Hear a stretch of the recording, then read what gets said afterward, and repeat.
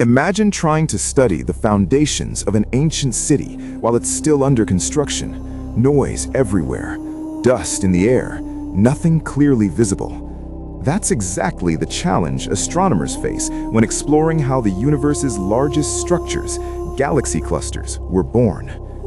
Using the powerful Very Large Array in New Mexico and the Atacama Large Millimeter Submillimeter Array in Chile's Atacama Desert, scientists uncovered a remarkable object known as J0846, a distant protocluster forming more than 11 billion light-years away. What makes this discovery extraordinary is gravitational lensing.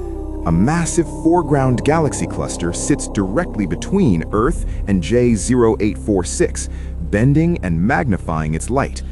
This natural cosmic lens acts like a zoom feature no human technology could replicate. Through this magnified view, what once appeared as a faint blur turned out to be at least 11 dusty starburst galaxies packed into a compact region of space. Each galaxy is forming stars at an astonishing rate, far more intensely than our own Milky Way.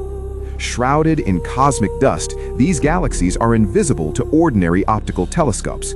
But ALMA detects the faint glow of cold dust and molecular gas, the raw material of star formation.